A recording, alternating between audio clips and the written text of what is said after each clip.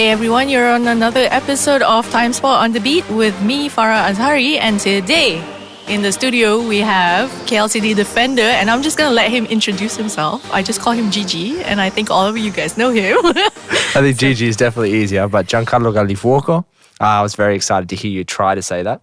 And I'm honored to be here. Thank you very much. Oh, yeah. Thanks for coming here and being here. So the topic of today, we're going to talk about Merdeka tournament. How it was like. I think everyone saw it. Everyone knew the results. Mm-hmm. You know, we won the trophy after 2013, if I'm not mistaken. Okay. So, Gigi, I take it you watched both matches? Mm-hmm. Yeah. It's actually beautiful now. Being my fourth year here, I feel like I know so many players in the Malaysian national team. So I have such an invested interest. You know, this is my second home. So I watched that, and also I watched the Philippine game because obviously Patrick and Kevin. Yeah, it was his teammates, by the way. Yes, sorry, his KLCD teammates. I probably shouldn't have said that. No, I watched the games, and I think like everybody, the most important thing is the results. Yeah. Unfortunately, and fortunately in cup football, that's all that they remember. Yeah. No one will talk about how you played. It's just the final result. But I sensed, of course, because of the boycott, that without the fans, I kind of took a little bit away from it. And I sense that there's Malaysia, because changing from Kim, I feel like there's this transition phase that they're going through.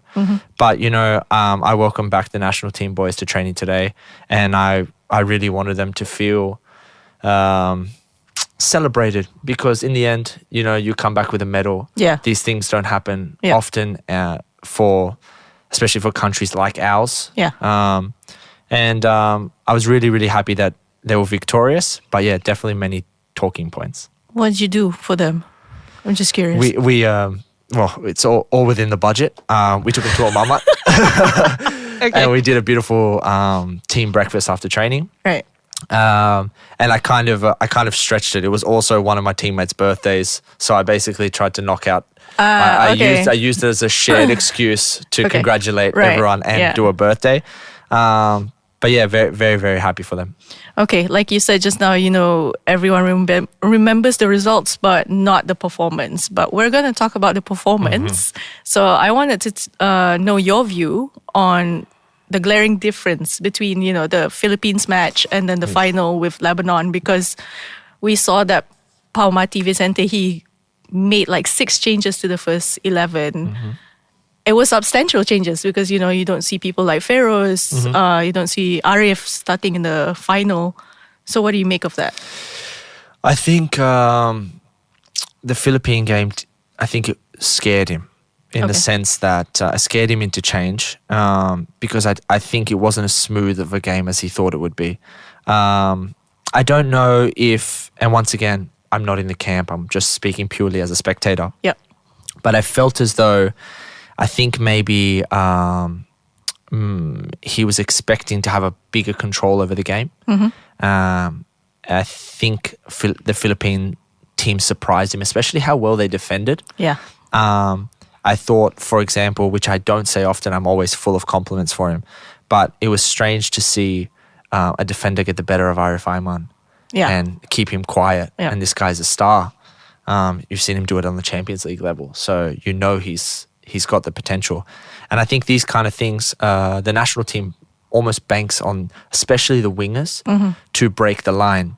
And when that doesn't happen, it disrupts the whole flow and tactic of the game, especially from the 4 years I've been here, the national team with Mickey, with Aiman. That's always the strong point to break the line. And I think that in the second game, I thought the first half was probably the best Malaysia had played the whole competition. Okay. So with those changes, I thought he got more energy. I thought Endrick was excellent, especially also in the first game when he came on. I thought he made a massive difference. Yeah.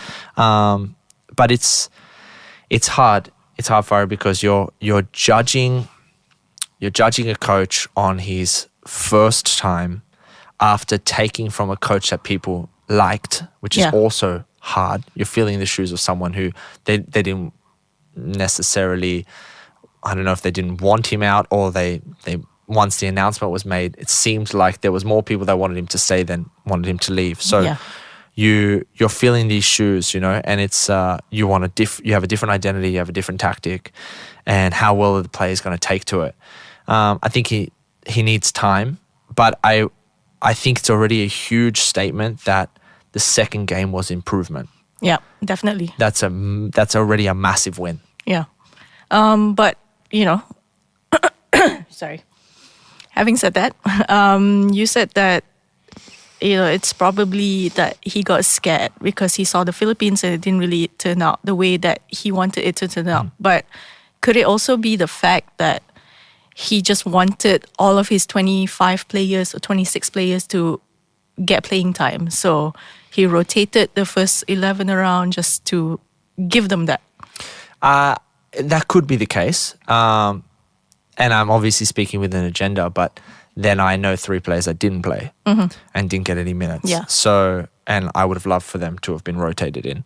But I think that the only maybe scared is a poor choice of words, but the reason I say that is because when you're sitting there and you're breaking down a team and we're going through the footage, me and you, and you're trying to say what part of my strengths is going to break their weaknesses. And I think they were banking on in that first game, and I think that's why I bring it up as it was such a monumental 1v1 battle, is that you're expecting the winger to beat this one-on-one, and that's how we're going to break through. And now everybody has an off game, and it wasn't even an off game. It was actually compliments to the Philippine defender. But I think that's what I mean when I say I think it scared him into realizing that I can't bank on that. Okay. Maybe at this level, maybe I can't depend on the structure breaking down this certain part of the field. And I think with Endrick in the second game, you have a much more mobile, creative player. Whereas when Paulo plays and you break on the line, it's similar to KL. Yeah. You are breaking to get the ball to him in a dangerous area because he's so clinical. Whereas Endrick is more mobile. Yeah. And he can take the ball and break the lines for you. And I think he realized in that second game, that's what we need. Okay, so based on the Merdeka tournament, did you see a huge difference in Malaysia's performance? Like now that it's under Paumati Vicente, like you said, it's his first assignment compared to, the last time that we saw them was, I think, the Oman match. Yeah, so did you see a huge difference in the style of play in Harimau Malaya? The differences that I noticed, and this is on and off the field, is that Kim ran a very tight ship from what I can hear. Everybody knew exactly what they were supposed to do. It was non-negotiable. Your role is your role.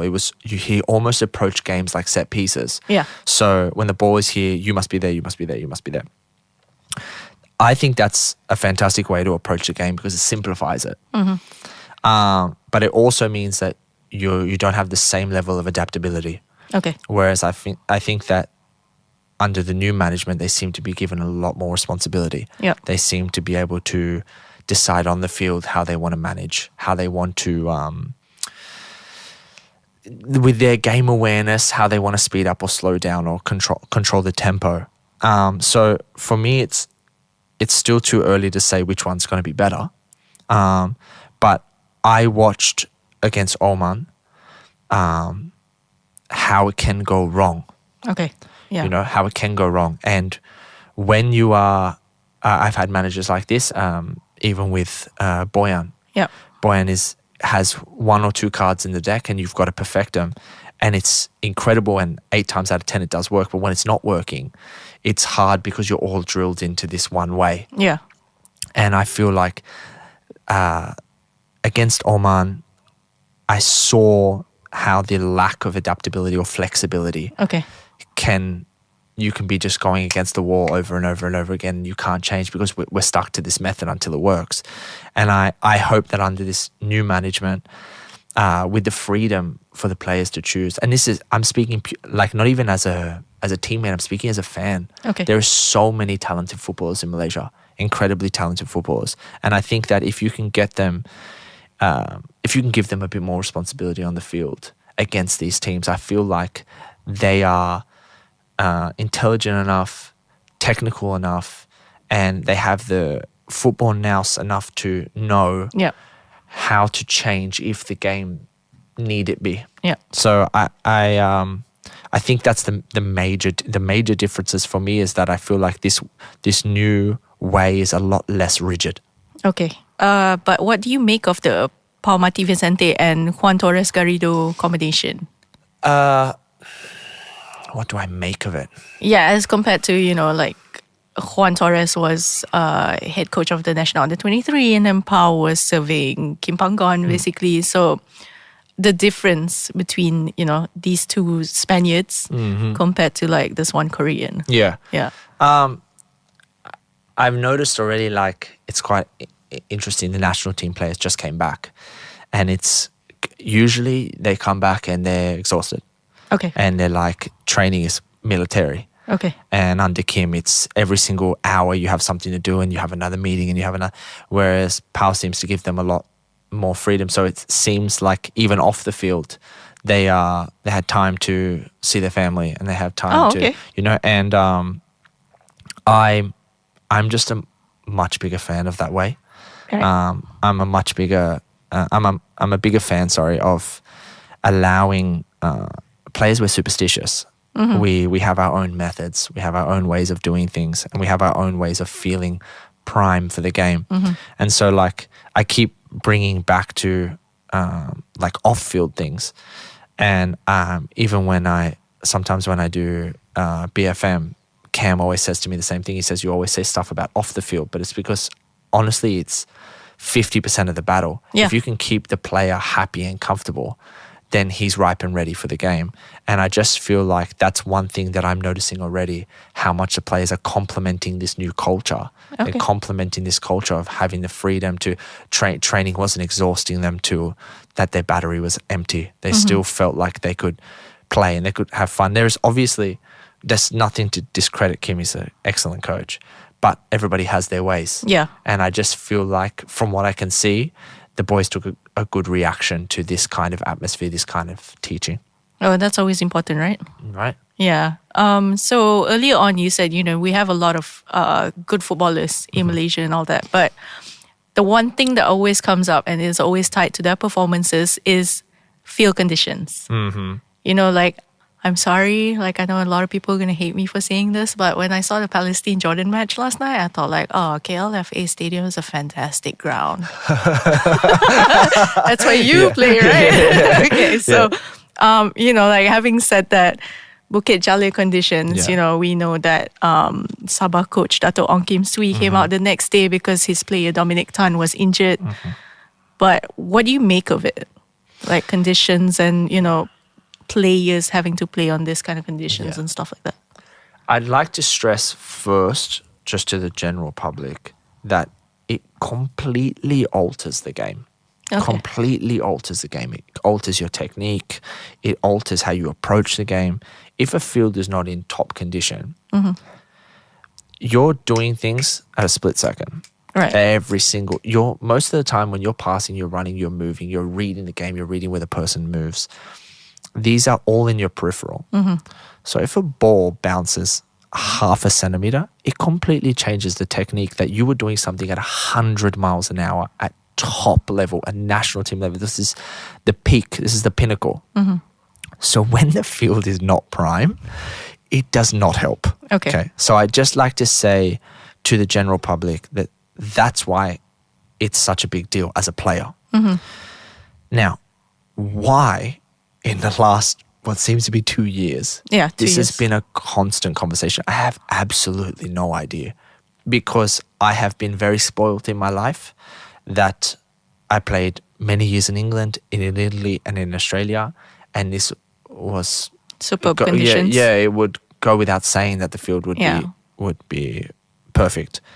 Now, don't get me wrong, Stadium Cheras has its flaws, but this is a home stadium of KL City, not Bukit Jalil, which is one of the most famous stadiums in the world, and it's beautiful and in every other aspect, and it's also the national team.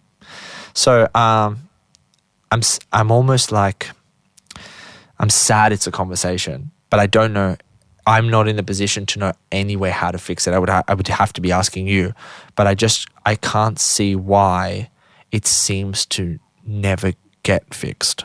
Yeah. It never seems to be perfected. Because I think you didn't get to play on that pitch just because you guys played in the Malaysia Cup final in 21, right? And Yeah. so it was done afterwards. Right. But during that time, how was the condition? In 2021, it was unreal. We also played the 2022 final, AFC, perfect. Yeah.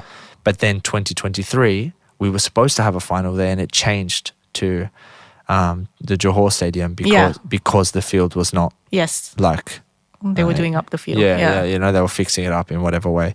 But it's just like, yeah, I dream, every player dreams of playing for their national team. Mm-hmm. And you dream of those games and you dream of those battles and making those movements and having thousands of fans and you're playing, representing your country.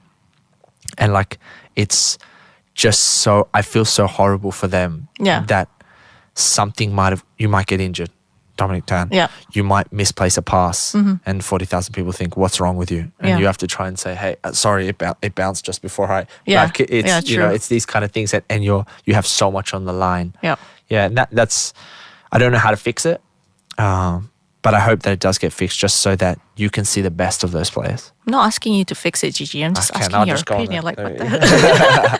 Okay, anyway, since you touched on naturalization just now, you're coming into your 5th year next year? Mm-hmm. Yeah. Okay, so you're most likely going to be naturalized. Inshallah. Okay. So are you eligible to play for Harimau Malaya, by the way? Yes. I played for the Australian national team at every level except senior. All right, cool. Haven't done a Google search on you, I'm sorry. Rude. Okay, so what do you call it? Is it a dream of yours to play for Harimau Malaya? Yeah, like this is a question I've been asked so many times and my answer is always the same. It's, I think it might be difficult for people to understand, but like I'm Italian heritage, family moved to Australia. Yes. So you live in Australia, but you feel foreign. Yep. I left my home when I was 15. So then I've lived most of my life away from home. At 16, I was back in Italy. At 18, I was in England. Then I moved to Wales. Then I moved back to Australia, and I never actually had a home. And then I came here. Okay. And I came here, and I felt so embraced by the club, by my teammates, and by the fans. Like, you know, as you know, KL has a small fan base, but it feels like everybody's family. You know? Everybody knows each other. Yeah. And it went from 1 year to 2 years to 3 years, and then my daughter was born here. You know, I terribly attempt to speak Bahasa all the time. And I have just built this life here. And now, like, I'm currently in the process of trying to move my parents over. Okay. And it has really become my home. It really has become my home. And I think that's why, you know, what will be, but I think that's why it would be such a dream for me, and it would mean so much to me, because I feel like due to my life, I've never really had a place where I've connected like I did with Malaysia and Kuala Lumpur. I've never had that. And now I'm here, and like my friends are here, and I'm so embedded in the culture, and you know, like my nickname's KLGG. It's not just GG. You know, it's already locked into the city. It's localized. Yeah, it's localized, you know. And, you know, I just I had this feeling when we played the AFC Cup final. That whole run was such a fairy tale. And we were treated like we were playing for the national team because we were representing the league, you know. Yeah. And, you know, you knock out a Vietnamese club, and then you knock out an Indonesian club, and then you knock out an Indian club. And I live in Bangsar, so I'd walk Mid Valley Mall, and they would treat me like I had represented the country, you know, and people would call out. And it was my first taste of what it must feel like to win for the national team. It was my first feeling where I felt like I'd go to Terengganu and people would say like, well done in the game. And I'd think like, oh, it's outside of my city. They were so proud. And it made me think, if that's the feeling I can get from bringing KL to a final and winning these knockout games. What kind of joy, what kind of euphoria can I feel if I was ever to have a national team cap and win a cup, or, you know, qualify for something, and it just started to be a dream embedded in my head. And I think that is a very long way of summing it up, but it would mean so much to me if that opportunity came my way.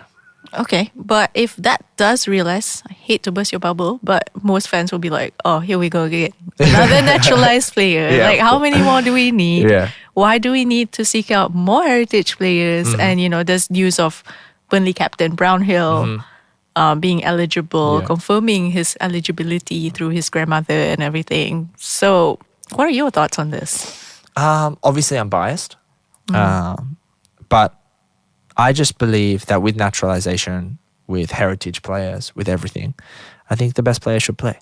I think it's That's simple enough. I think it's simple. You know, you currently live in a incredibly multicultural country that shares religions, it shares nationalities, it shares languages. But in the end, the best doctor is the best doctor. Yeah. The best nurse is the best nurse. Right? And I don't understand why football should be any different.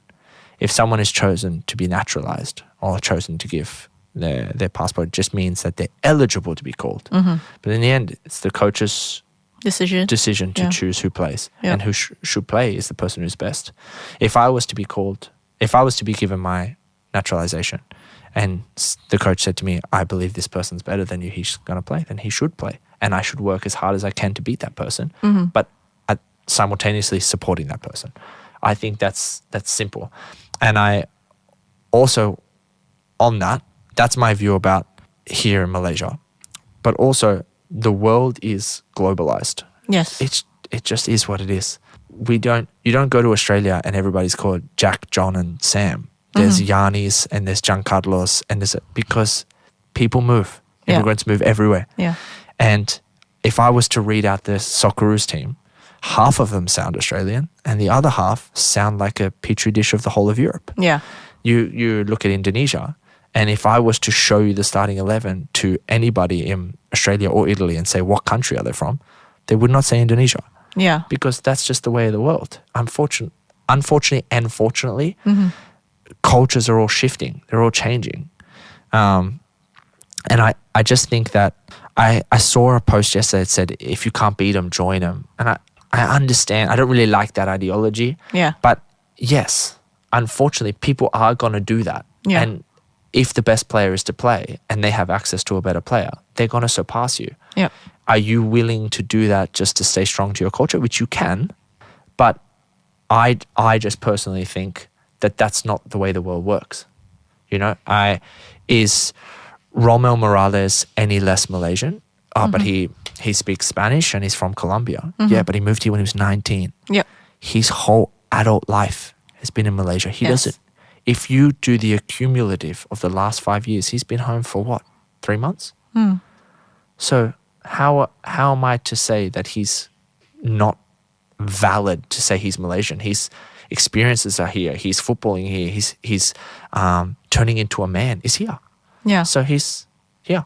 You know, does that not allow him to don the shirt if he's the best player to play? Once again, I am completely against someone being given that gift and then not being appreciative of it. Yeah. Of course, I can't even fathom that. Yeah. Right? As someone so hungry to have that opportunity. But that's just the way I see it. I think the whole world is going that way. Like, just to finish my point, but like, I think I'm trying to think of the Socceroos national team. I'm like Nestoroy, Milos Dejanek, and I'm trying to think of other players. I'm like, all these names aren't Aussie. Yeah. But they're Australian. Yeah. Bruno Fornaroli. I'm like, they're not. Some of the best players we've ever had are Mark Bresciano, Mark Schwarzer, I'm thinking of Viduka. I'm like, these are all foreign names. And so they were not Australian enough. Yeah. You know? But they represented our country and they were the best players to play at the time. Because I mean, the argument is that like naturalized players and heritage players are taking up the space of the local players. Right. So everyone's like, why don't you give locals a chance? That kind of stuff. Yeah. Yeah. I would, to go full circle, I would ask whoever says that, I'd say, okay, picture you're on the hospital bed and it's life or death. And they tell you, there's a doctor from Harvard, he has a 100% success rate. Or there's the doctor from Kuala Lumpur and he has a 70% success rate. Which one do you want to do the surgery to save your life? I'll probably say the 100% one because I don't want to gamble on my life, right? Right. Yeah. So you chose on meritocracy. Yeah. You didn't choose on nationality. Yeah. And I think that's, in the end, we all want the same thing. Yeah, true. All right. So we have time for one more, which Okay. is I want to ask you about your thoughts on the privatization of Harimau Malaya. Has it been done anywhere? So I know that they did it with the Philippine national team. And I have a very biased view because Okay. I've only heard players' point of view. All right. So I have never, I can't say that I'm well versed in Philippine national team football, but I know from a player's perspective. And speaking purely about them, they were not happy with the fact that when it is privatized, it's quite whimsical Okay. because whoever is the owner, whoever is the person that's in control, can basically choose to invest more or invest less by his own feelings. Okay. And it would affect the camp sometimes. So once again, I'm speaking purely about from a player's point of view, but you know, you go to one camp and it's 5-star hotel, beautiful food, and it's in Dubai and the training camp's perfect. Yeah. And then you go to the next one, he's not in a good mood and it's a bad hotel with bad food and a poor location, Yeah. for example, right? So I think that's one part of privatization, which when it's government run, it's basically like a consistent budget Yeah. that slowly increments, let's say, every so years. So there seems to be a little bit more consistency. Yeah.